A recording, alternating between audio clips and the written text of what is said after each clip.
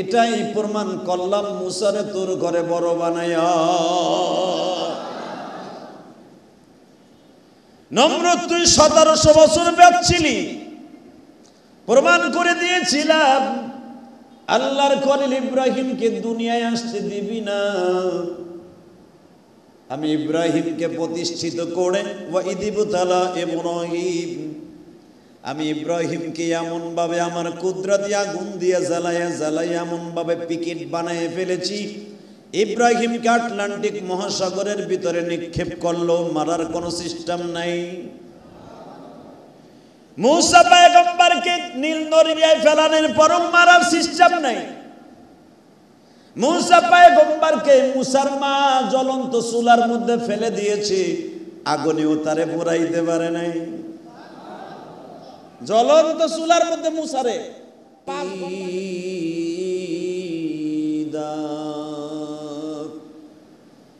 আম্মা বা'দু ফাকাদ ক্বালা আল্লাহু তাবারাকা ওয়া তাআলা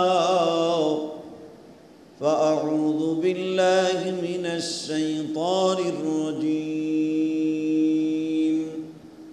বিসমিল্লাহির রহমানির রহিম। কুল ইন কুনতুম তুহিব্বুনাল্লাহ ফাত্তাবিউনি ইউহিব্বুকুমুল্লাহ ওয়া ইয়াগফির লাকুম যুনুবাকুম ওয়াল্লাহু গফুরুর রহিম। ওয়া ইয ইয়ারফা'ু ইব্রাহিমুল কওয়া'ইদা মিনাল বাইতি ওয়া ইসমাঈল রব্বানা তাকাব্বাল মিন্না ইন্নাকা আনতাস সামিউল আলীম। ইন্নাল্লাহা ওয়া মালাইকাতাহু ইউসাল্লুনা আলান নবী ইয়া আইয়ুহাল্লাযীনা আমানু সাল্লু আলাইহি ওয়া সাল্লিমু তাসলিমা।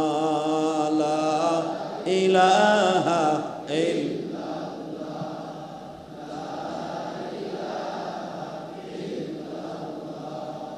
লা ইলাহা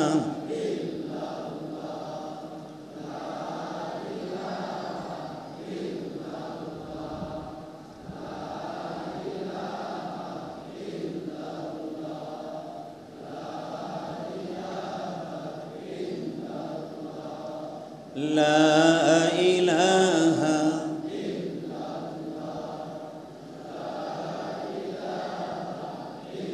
الله لا إله إلا الله محمد رسول الله صلى الله عليه وسلم. الله الله الله الله الله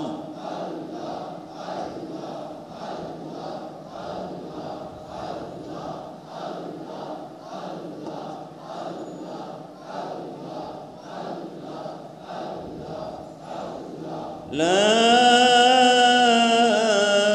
إله إلا الله محمد رسول الله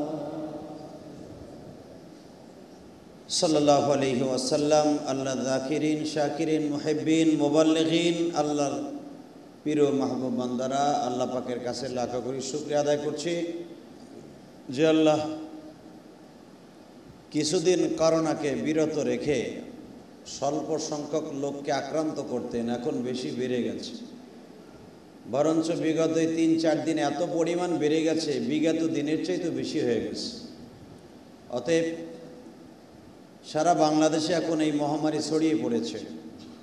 আল্লাহর কাছে এখন বেশি বেশি তওবা করা ছাড়া, সরকারি বিধিনিষেধ মেনে ছাড়া আর বাঁচা সম্ভব নয়। মেন হলো প্রথম আল্লাহ পাকের মেহেরবানি, আল্লাহ রহমত, আল্লাহর করুণা, ফজল ও করম ছাড়া সম্ভব না আর বাঁচা। আসলে মানুষের শক্তি দিয়ে কিছুই করতে পারে না, এটা তার প্রমাণ হয়ে গেছে। সারা পৃথিবীতে ভ্যাকসিন দিচ্ছে, করোনার প্রতিরোধের ইনজেকশন পুশ করতেছে, ট্যাবলেট সব আবিষ্কার হয়েছে, মাগার করোনা তাড়ানো যায় নাই। ঠিক না বেটি? তাহলে বোঝা গেছে করোনা কোনো ভ্যাকসিনে যাবে না। এটা তাড়াইবার জন্য একমাত্র ওই করুণাময় আল্লাহর কাছে বেশি বেশি তওবা করতে হবে, সেজদাটা বেশি বাড়াই দিতে হবে। একবারে ভাঙ্গা কুটির থেকে নিয়ে প্রধানমন্ত্রীর কার্যালয় পর্যন্ত বেশি বেশি আল্লাহর কাছে বেশি বেশি সেজদা লাগাইতে হবে। আল্লাহর করুণা ছাড়া এই করুণা যাবে না।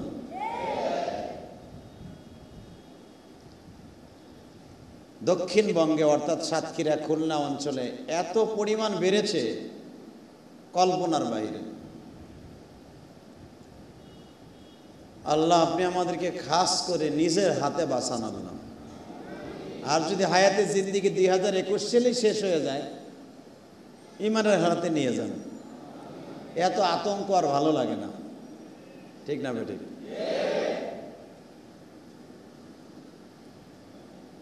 আসলে মানুষ যখন আল্লাহ আল্লাহ রাসূলের থেকে দূরে সরে যাবে, আল্লাহ তাদের পরে আযাব গজব চাপায় দিবে। মানুষ যখন বেশি বুঝতে শিখবে, তখন আল্লাহর গজব তাদের পরে তসবির দানার মতো পতিত হবে। আল্লাহর চাইতে বেশি বুঝছিল একজন ঠাকুর, আপনারা চিনেন, একবার আপনাকে কাছের মানুষ, আল্লাহর চাইতে একটু বেশি বুঝে ফেলছিল। নাম বললে চিনে ফেলবেন, সবাই জানবেন। আল্লাহর চাইতে সবচেয়ে বেশি বুঝছিল, বরঞ্চ বুঝতে বুঝতে এমন একটা পর্যায়ে চলে আসলো সে আল্লাহরই মানে না। নাম ছিল তার ফেরাউন। কি নাম ছিল? জোরে কোন। পৃথিবীতে তরমুজ চিনেন না? তরমুজ রে কেজি হিসাবে প্রথম বিক্রি করা শিখাইছে এই ফেরাউনা। মনে আমার কথা বোঝেন নাই? এই ফেরাউন ছিল কবরস্থান আর তরমুজের ক্ষেতের ম্যানেজার। কারণ এখনো পর্যন্ত হাদিসে কয়েকটা ফলের নাম আছে, কোরআন শরীফে কয়েকটা ফলের নাম আছে, তার ভিতরে তরমুজ একটা, আঙ্গুর একটা, খেজুর একটা, আনার একটা, বেদানা একটা। এই কয়েকটা ফলের নাম কিন্তু কোরআনে আছে, হাদিসে আছে। সব ফলের নাম কোরআন হাদিসে নাই। তরমুজ কিন্তু একটা জান্নাতের খাবার, আলহামদুলিল্লাহ বলেন। তরমুজ খাইলে মানুষের কিডনি ভালো থাকে, তরমুজ খাইলে ব্রেন ঠিক থাকে, তরমুজ খাইলে যাদের প্রেশার বেশি, প্রেশার ডাউনে আসে। রসুলের যুগে যদি কারো প্রেশার বৃদ্ধি হইতো, তারা রসুল বেশি বেশি দুইটা জিনিস খাইতে বলতেন, তরমুজ আর গাজর। তো তরমুজ আবার সব রোগীর জন্য না। যারা কিডনি রোগে আক্রান্ত হয়েছেন বেশি বেশি তরমুজ খাবেন। আল্লাহর কুদরতি এই তরমুজের পানিতে আর ডাবের পানিতে আপনার কিডনি আল্লাহ পরিষ্কার করে দিবেন। আল্লাহকে এখন কিডনি রোগীরে ডাইরেক্ট ডাক্তারে বলে ডাব খাওয়াই যাবে না। আল্লাহকে ডাব কিন্তু রসুলের জামানায় কিডনি রোগীদের জন্য 1 নম্বর ঔষধ ছিল। গাজর, তরমুজ 1 নম্বর ওষুধ ছিল। এটা কিন্তু আমি ডাক্তারি পড়ছি এই জন্য কই নাই, আমরা হাদিস কোরআন ঘাটাঘাটি করে ডাক্তারের ফর্মুলা বের করছি। আর কোরআন এই তো সবচেয়ে বড় ডাক্তারি ফর্মুলা। হাদিসে তো দুনিয়ার সবচেয়ে বড় ডাক্তারি বই। তো তরমুজ জীবনে প্রথম কেজি হিসাবে বিক্রি করার শিখাইছে ফেরাউন। এই ফেরাউনের কিছু চাস্তো ভাই মনে হয় এরা তরমুজের আইছিল মনে হয় ইরাক থেকে এই দেশে। এই বছর আর 2 বছর ধরে তরমুজ, বিশেষ করে সরকারের ধন্যবাদ জানাই, এটার বাইরে সোজা করে এলাইছে। মাশাআল্লাহ এখন মোটামুটি নিয়ন্ত্রণ চলে আসছে। এখন আর কেজি মেজি লাস্টে ছিল না। ওরা তরমুজ কিনে পিস হিসাবে, ফেরাউন কিন্তু পিস হিসাবে, কিন্তু বেচতো কেজি হিসাবে। পৃথিবীতে প্রথম, এটা আমার বাজানের বানানো কথা না, কোরআন হাদিসের কথা, প্রথম আজ থেকে 4000 বছর আগে প্রথম এই শয়তান তরমুজ কেজিতে শিখেছে বিক্রি করা। তো এ বেশি বুঝে ফেল, এমন বেশি বোঝা বুঝলো আল্লাহরে পুরো বাদ দিয়ে দিল। একদিন হঠাৎ করে মজলিসের ভিতরে ডাক দিয়েই বলে ফেললো আনা রব্বুকুমুল আলা। আগে যে আল্লাহ বলতো আনা রব্বুকুমুল আলা, ওইটা বাপ, আমি এখন বড় খোদা। দেখবেন মানুষ যখন প্রতিবাদ করার মতো তার কেউ থাকে না, সে সবকিছু করতে পারে। কথা বলেন না কেন? সবকিছু পারে। তো ফিরাউনের সামনে ওই জামানায় দাঁড়াবার মতো কেউ ছিল না তো। আর তার কিছু ক্যাডার বাহিনী ছিল, তার কিছু লোক ছিল ফিট করা। ওই জামানায় তার কম্পিউটারের যুগ ছিল না, ডিজিটাল যুগ ছিল না। সে ঘন্টার খবর ঘন্টায় পেয়ে ফেলতো। পৃথিবীর এক প্রান্ত থেকে আর এক প্রান্তের খবর সে পেয়ে যেত, কারণ ওই সময় মানুষের দ্বারা মানুষের খবর পৌঁছে দিত ফেরাউনের কাছে। ফেরাউন বলে দিতে পারতো এখন মিশরে কি হচ্ছে, সৌদি আরবে কি হচ্ছে, বলতে পারতো। এমন একটা সময় চলে আসলো, 400 বছর বাঁচছে এই শয়তান। 400 বছরের ভিতরে জীবন কিন্তু মশা মাছিতে এর কাছে ধরে নাই। হঠাৎ একদিন তার কানের ভিতরে খবর আসলো, এমন এক খবর, সে খবর শুনে তার মাথা ধরছে। সুবহানাল্লাহ বলবেন না? সে কি খবর যে তোর 400 বছরের জিন্দেগি শেষ। 450 বছর হায়াত নিয়ে আসছে, 400 বছর পর্যন্ত তার বিরুদ্ধে এগেনস্টে কথা বলার মতো কেউ নাই। আর এখন আমার বিরুদ্ধে কথা বলবে সে কে? নাম তার মুসা। নাম কি? চিনেন না? আরে নবীদের নাম যখন শুনবেন তখন বলবে হ্যাঁ চিনি, এটা হলো হাদিস, কোনো কথা নাই, লা শাক্কা ফিহি, চিনি।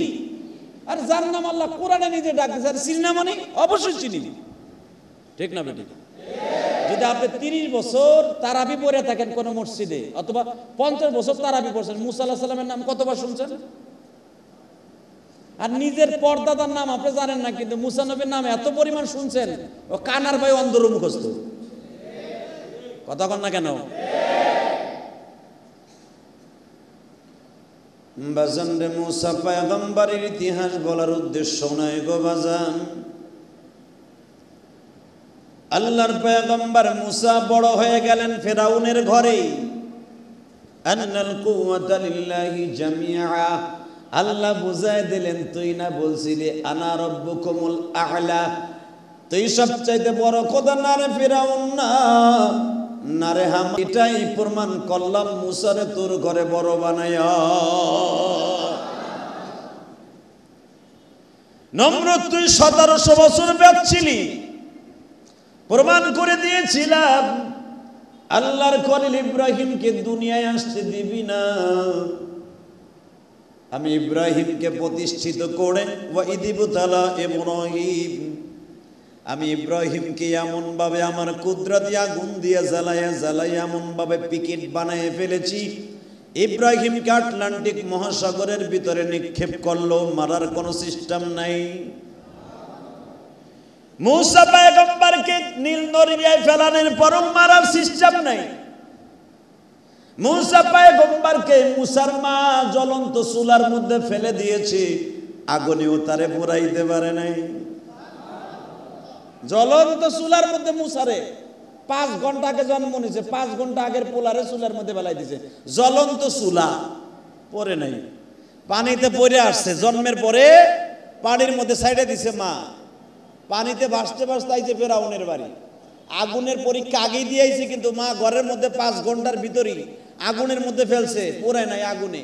এরপরে আগুনে না পড়ার পরে ফেলছে পানির মধ্যে, পানিতেও ডুবে নাই। ওই আল্লাহ এখন আছে না নাই? ওই আল্লাহ থাকলে করুণা যাইবো না কে? ইনশাল্লাহ বলেন। যাবে যাবে ইনশাল্লাহ বলেন, যাবে ইনশাল্লাহ। তবে শুকর আদায় করেন, বহির্বিশ্বে যেইভাবে মানুষ করুণা আক্রান্ত হইয়া মারা গেছে, আমার বাংলাদেশের তুলনামূলক ওইভাবে মরে নাই। এ কথা কন না কে? ডেইলি শত শত হাজার হাজার মানুষ মরছে ইন্ডিয়ায়। চিতা জ্বালাইয়া আর একটা জ্বালানোর টাইম নাই, ও জ্বালাই রাখছে, খালি দলা মস্কেরে ফুটবলের মতো করে ফেলছে আগুনের মধ্যে, কোনো টাইম নাই, খালি জল 24 ঘন্টা জ্বলছে আগুন, খালি লোক কাইনাই না ফেলাইছে ইটের বাটার মতো। কন্যা কান্না কেন আমার কথার এই পর্যায়ে হয় নাই যে একবারে লাইন দিয়ে কবর খুঁচাই থুইছে, খালি আনতাছে আর ভরতাছে, এমন সিস্টেম নাই। আল্লাহ আমাদের অনেক ভালোবাসছেন, অনেক অনেক। আর এটা বিশ্লেষণ করে উলামা একরাম দেখছে একমাত্র এই হেফজখানা মাদ্রাসার কারণে। এই হাফেজ ছেলেরা কোরআন তেলাওয়াত করছে, কোরআনের বরকতে আল্লাহ করুণা তারাই দিয়েছে। আর যারা কোরআন তেলাওয়াত শুনছে, হাফেজে কোরআনের জবান থেকে অথবা ওই এলাকায় বাড়ি করছে, মাদ্রাসায় বইয়া বই আজান শুনছে 5 ওয়াক্ত, আল্লাহ সুবহানাহু ওয়া তাআলা তার কুদরতি হাত দিয়া ওই এলাকা থেকে করুণা দূর করে দিয়েছে। ছোট্ট একটা দেশ, এত ঘনবসতি পৃথিবীর কোন দেশে নাই।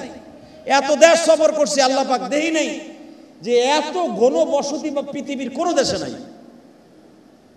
তারপরে দেখেন আমার দেশের তুলনামূলক মরে নাই। কথা কন না কেন? সরকারের পাশাপাশি আমার আল্লাহর ফজল ও করম আগে।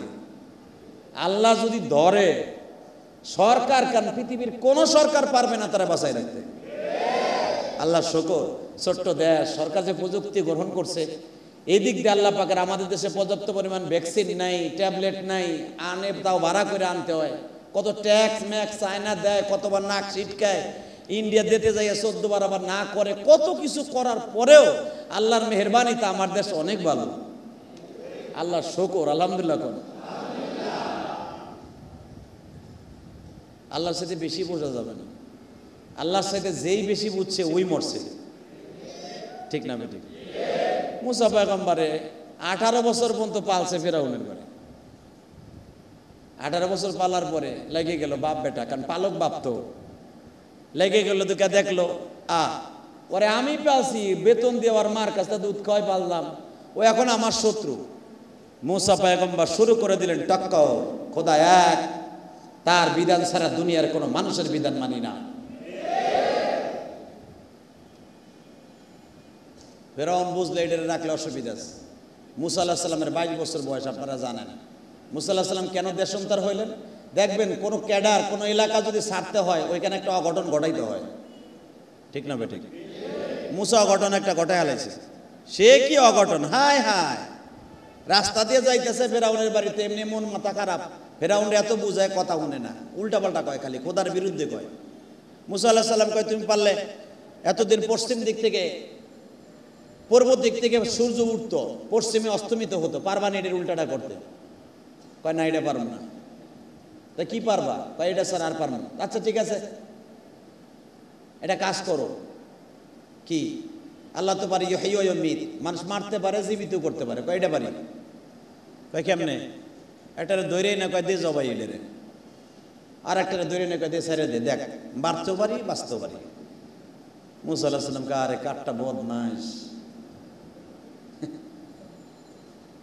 আচ্ছা ঠিক আছে, এইটাও না বুঝলাম, তোমার আর বোঝানো যাবে না, আমি তোমারটা খাইছি বিদায় তোমার কাছে ঋণী। তবে একটা কথা কই, একদিন বুঝবা, সেদিন আর তোমার পাশে কেউ থাকবে না। কয় সেই দিন আমার জীবন আইব না। নাউজুবিল্লাহ বললেন না? সেই দিন বলে আর জীবন আইব না। মুসা আলাইহিস সালাম মনটা খারাপ, নাস্তা মাস্তা না করে, দেখবেন পোলাপান মা বাবা যদি কথা না শুনে, নাস্তা না করে যায় আরেক জায়গায়, ঠিক না বেঠিক? মুসা আলাইহিস সালাম তো মানুষ, সে তো ফেরেশতা না, তারও তো রাগ করা, রাগ কথা শুনে না বিদায় মুসা আলাইহিস সালাম যাইতেছে, এই রাগের উপরে দেখে আর এক পয়েন্ট রাগ বেড়ে গেছে। দেখে মুসার বংশের লোক, তার আপন চাষ তোমার তাওই, হ্যাঁ রে ফেরাউনের এক বংশের আপন, ফেরাউনের বংশের এক লোক, হ্যাঁ রে খালি হুদাহুদি থাবড়াইতেছে, কোনো কথা নাই, খালি মারতাছে, খালি মারতাছে। মুসা আলাইহিস সালাম কলারটা ধরে কয়, কি রে ভাই, এই লোকটার এইভাবে মারা, একটা কুকুরও তো এইভাবে পিটায় না। কাজ আমি খোদার স্বাস্থ্য ভাই।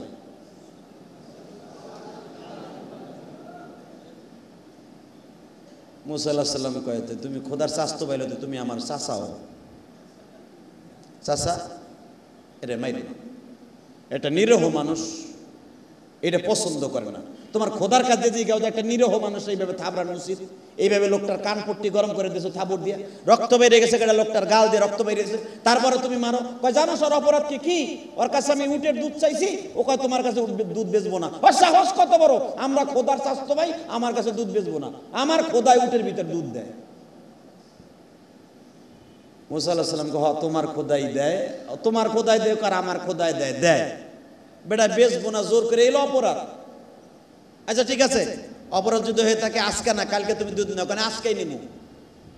মুসা আলাইহিস সালাম কয়, বাইরে তোমারও রাগ আছে, আমার রাগ কিন্তু ব্যাংকে রাখি নাই, এমনি মাথা মাথা গরম আছে, নাস্তা করি নাই। পট করে কয়, তুমি আমাগোটা খাইয়া আমার স্বাস্থ্য বাড্ডা খাইয়া বড় হই, এখন তুমি আমার লগে থাপড়লাও বেটা, তুই আমার পক্ষে কথা না কইয়া ওই গরিবের পক্ষে কথা কও। মুসা আলাইহিস সালামকে, ভাই এখনো কিন্তু 2 নাম্বার সিগন্যাল দিলাম, 1 নাম্বার সিগন্যাল শেষ। এটা আমার কথা না, কোরআন শরীফের কথা। সূরা আম্বিয়ার ভিতরে আসছে, মুসা আলাইহিস সালাম বলে, ভাই নাম্বার কিন্তু 2 নাম্বার গিয়ার উঠলো। এই কথা কওয়ার সাথে মুসার কলার ধরছে। মুসা কয়, আমি কিন্তু একটা সিঙ্গেল দিব খালি। কয় দিতে পারলে? মুসা কয় 3 নাম্বার সিগন্যাল। কয় দিতে পারলে? মুসা কয়, আর না, আমার আল্লাহ 3 বারের বার আর ক্ষমা করে না। খালি বাম হাত দিয়ে সিগন্যাল, খালি এই 4 আঙ্গুল দিয়ে একটা মারছে, আর কান দিয়ে গাল দিয়ে নাক দিয়ে ঘিলু বেরিয়ে গেছে। আরে সুবহানাল্লাহ, জোরে কইতে পারেন না? আপনি তো আধা ঘন্টা ঘুষাইলো মাথা পাঠাতে পারেন না। আর মুসা খালি সিঙ্গেল একটা থাবড় দিছে কান ধরে, আর কান দিয়ে নাক দিয়ে মুখ দিয়ে ঘুলু বেরিয়ে গেছে। আল্লাহ কি দিয়েছে নবীদের হাতে, জোরে করবেন মারহাবা।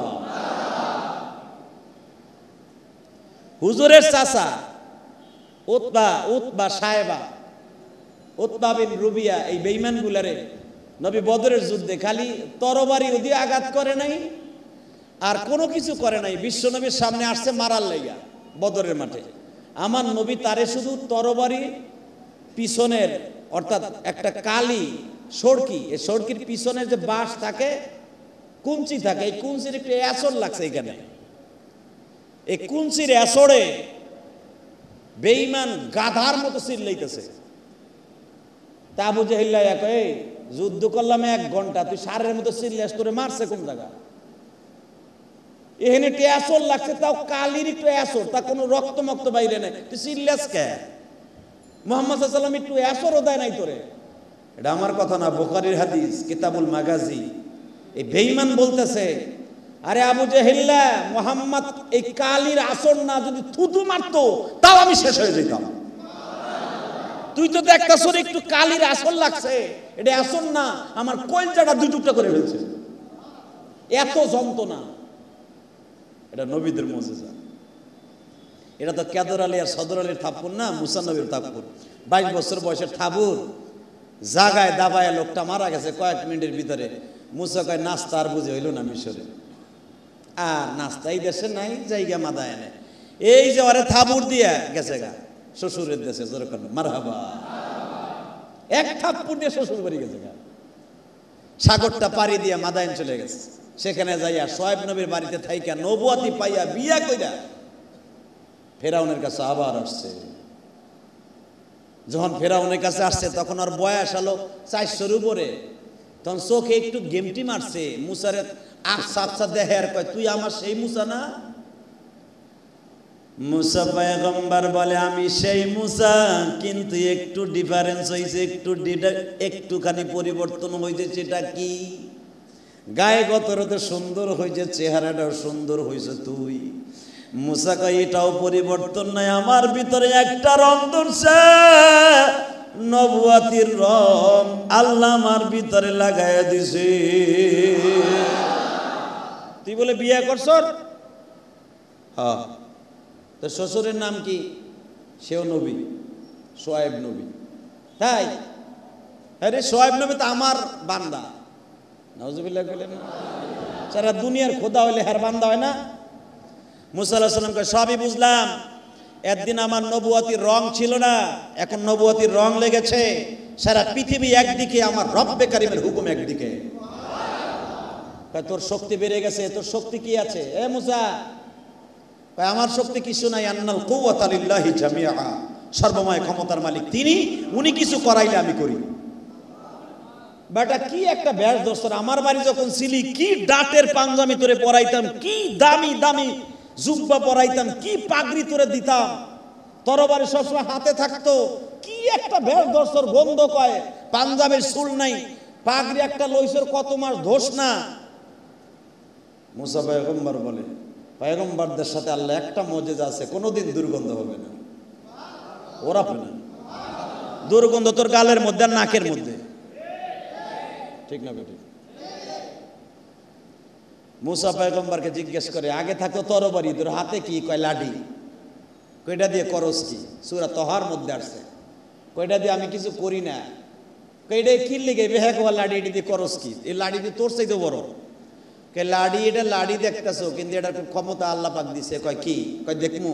কয় দেখা। মুসা পয়গম্বর সবে মাত্র লাঠিটা ছেড়ে দিয়েছে, ছাড়তে দেরি আছে, বিশাল বড় অজগর সাপ হয়ে গেছে। এখন যদি আপনাদেরকে বলি এই সাপটা কত বড়, আমি বলি নাই, কোরআন শরীফে আল্লাহ বলেন এই সাপ যখন আকার ধারণ করছে লাডি, এর গালের ছিদ্র 40 ফুট। আরে আরো জোরে কর, 40 ফুট চিনেন না? তাহলে বুঝেন এটা কত বড় আকার ধারণ করছে। কোরআনে আছে মুসা পয়গম্বরই দৌড় শুরু করছে সাপের দৃশ্য দেখা। আল্লাহ বলে, মুসা তুই দৌড়াস কে? এইটা কি হইল? এইটা কি? এ কত বড়, আমার জীবনে তত বড় সাপ দেই নাই। আল্লাহ বলে, খুশবিয়া দিক, দর হাত দিয়া ধরছে আবার লাড়ি। ফেরাউন ডরাইছে, ফেরাউনের বিবি ডরাইছে। শুধু তাই নয়, ফেরাউনের যে পালক একটা মাইয়া ছিল, এটা উঠে 3 নাম্বার ছাদে যেয়ে উঠছে। ওর সেলাবেলা গেটু মেটু স্ক্রু টাইট মাইট একটাও মুসার সামনে নাই, সব দৌড়ে সাইরা, মন্ত্রী পয়সা সব দৌড়ে। মুসা তোর নবুয়তির রং লাগে নাই রে মুসা, তুই জাদুকার হইছ। ওই জামানায় সবচাইতে বড় একটা খেলা ছিল, এখন বাংলাদেশে নয় সারা পৃথিবীতে একটা খেলায় সবচাইতে বেশি রং লাগছে, সেটার নাম ক্রিকেট খেলা। কথা বল, পাগলে বুঝে, ছোট্ট পোলায় বুঝে, বুড়াও বুঝে, সবাই বুঝে। আর এটা দেখার লাগে সবাই পাগল। এমপি, মন্ত্রী, মেম্বার, চেয়ারম্যান, এমনকি ছোট্ট পোলা কিছু বুঝে না, হেউ বুঝে। বুঝে কি বোঝে না? আর ওই জামানায় এই খেলা প্রসিদ্ধ একটা খেলাই ছিল, যেটা সারা পৃথিবীর মানুষ জানতো, সেটা হলো জাদু খেলা। এই জাদু খেলা দেখার লাগে, ক্রিকেট খেলা দেখার লাগে যদি করোনা না থাকতো, এই যে খেলা গেল কয়েকদিন আগে, দেখেন নাই? এটা বুঝিও না, দেহিও না, খালি দেহি পেপার পত্রিকায়। খেলা যদি ওপেন থাকতো, আর যদি কোনো দেশ খেলতে আসে, হাজার হাজার মানুষ টিকিট কেটে ঢুকে, ঠিক না বেটি? এমনকি জুমার নামাজও বাদ, তারাবিও বাদ, রোজাও বাদ, খেলা দেখতে। কি নিশার খেলা এটা! আর ওই জামানায় খেলা ছিল মারাত্মক খেলা। সপ্তাহে সপ্তাহ না খাইয়া, খাওন দাওন পকেটে করে নিয়ে যায় গ্যালারিতে বয়ে থাকতো জাদু খেলা দেখা লাগে। ক্রিকেটের চাইতে, ফুটবলের চাইতে ভয়ঙ্কর। বাজান রে, মুসা পয়গম্বরকে বনে ফেললো তুমি জাদুকার। ফেরাউন সেকেন্ডের ভিতরে অগ্নি শিকার মতো, লেলিহান শিকার মতো জ্বলে উঠলো। যদি মুসার জাদুর কাছে আমার জাদু না দেখাইতে পারি গো, আমার খোদাইগিরি 1 ঘন্টায় শেষ হয়ে যাইব।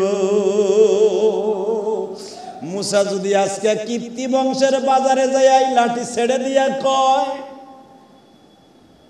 এক খোদার বিশ্বাস করবি, তা না হলে বাড়ি ঘর সুদ্ধা, তোর বিল্ডিং সুদ্ধা আমার সাপে গিলে ফেলবে। মানুষ ডরে আমারে বাদ দিয়া মুসার খোদারে মাইনে নিবে। কথা কম। আর ওই জামানায় যে যত জাদুতে জিততে পারতো, তার ক্ষমতা বেশি। ফেরাউন সঙ্গে সঙ্গে মন্ত্রী পরিষদ ডাক দিল। আমি যে বলছিলাম আনা রব্বুকুমুল আ'লা, আমার খোদাইগিরি টিকাই রাখার জন্য কি কি দরকার, কয় মুসার কি কি পারে, কি কি জাদু দেখাইতে পারে, তার এগেনস্টে আপনারও দেখাইতে হবে। আমার আছে, মুসা দেখাইতে পারে লাঠি ছেড়ে দিলে 40 ফিট লম্বা, ঘা করা বিশাল বড় ফণাযুক্ত একটা সর্প হয়ে যায়। তার বডিটা হয়ে যায় প্রায় অনেক দূর পর্যন্ত। তোমরা এখন বলো এই 207 ফুট লম্বা সাপটা এত বড় ফুট, তার গাল মনে হয় বিল্ডিং শুদ্ধ গিলে ফেলবে, তার জিহ্বার ভিতরে এমন অগ্নি শিশিকা বের হতে থাকে, মানুষ ডরে একদিকে দৌড়ায়। এই জাদু বিদ্যার উপর দিয়ে বিদ্যা বানাইতে হবে। জাদুকার কারা আছে? সারা পৃথিবীতে এলান করে দাও গো আন্নাল কুওয়াতা লিল্লাহি জামিআ,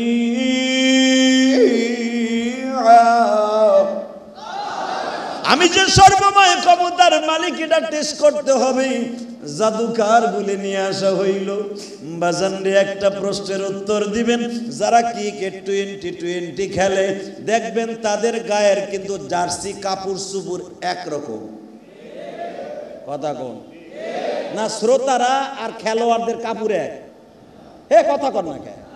খেলোয়াড়দের গায়ের গেঞ্জি হয়তো গ্রামীণ দেয়, তা না হলে ওয়ালটন দেয়।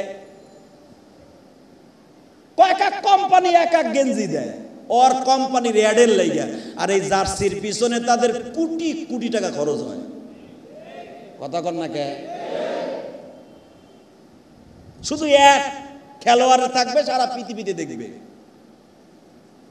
ফেরাউন বলেন এই হাজার হাজার মানুষ গ্যালারিতে আসবে, কাপড় তো সবার এক থাকা যাবে না, জাদুকারদেরকে এক কোয়ালিটির কাপড় পরায় ফেলা। ওরা তো খেলোয়াড়, বুঝেন নাই? হ্যাঁ মুসা, তোমার জন্য এক সেট বানানো হয়েছে, তুমি পড়ো, তুমি জাদুকার, তোমার কাপড় দিলাম, তোমার সবাই বুঝবে যে তুমিও একজন খেলোয়াড়, ওরাও জাদু খেলোয়াড়, তুমিও জাদু খেলোয়াড়, সব এক কাপড় পড়ো। মুসা কয় তোমার কাপড় তোমার কাছে থাকুক, রব্বে কারিম আমার একটা কাপড় দিয়েছে, এটার নাম পোশাক, এটা সুন্নাতি লেবাস, এটা খুলবো না, যদি খোলো আবার লাড়ি সারমু। ফেরাউন বিপদে পড়ে গেছে, লাড়ি সারলে যদি আবার আমারে ধরে, ডাক দেখে হুন বাতিজা, কয় বাতিজা কাজকা, তুই তো আমার পালক বাপ, কেন বাপ তা ওই সব বাপ, তুই আমার প্রতিপক্ষ, প্রতিদ্বন্দ্বী, আমি আমার পোশাক আমার পরিধান করা থাকবে, তার লাড়ি কিন্তু তোর সামনে ছাড়বো। কয় না, তোর মাপ চাই, তুই লাড়ি আমার সামনে ছাড়িস না, ওইখানে ছাড়িস। এখন কি করতে হবে? কয় আমাকে যেই পোশাক আছে, নবিয়ানা পোশাক, এই পোশাক আমার থাকবে।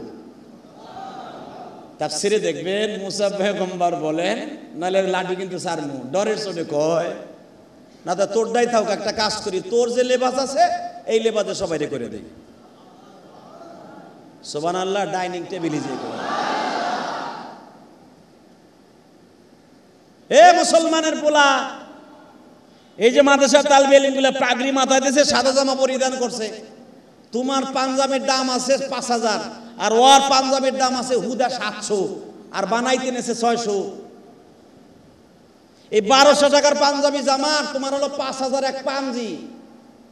এটা গায়ে দিয়ে খাড়াও তো তালবে ইলমের কাছে, তোমার চাইতে আরো সুন্দর ওরে লাগে।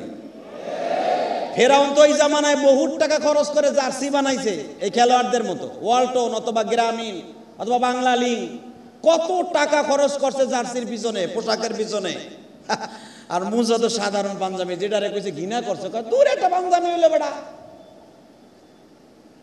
ওয়া কানু ওয়া কারাল্লাহু আল্লাহু খায়রুল মাকিরিন। আল্লাহ কয় প্রথম আমি দেখাই দিলাম আমি সর্বময় ক্ষমতার মালিক। মুসার যেই পোশাক কাপড়, তো সব জাদুকার ওই কাপড় পরাইছে। মুসা পয়গম্বরের যেই কাপড়, যেই জুব্বা, সব হ্যাগো, সব মাঠে নামছে। ওই জামানায় ফেরাউনের পক্ষে 5000 জাদুকার, আর এই পক্ষে শুধু মুসা একা। মুসা আলাইহিস সালাম পাঞ্জাবিটা পরিধান করে মাঠে নামে কয় আল্লাহ, ও আল্লাহ, আগের বার ছাড়ছিলাম সাপ হয়েছিল, এইবার হইব তো।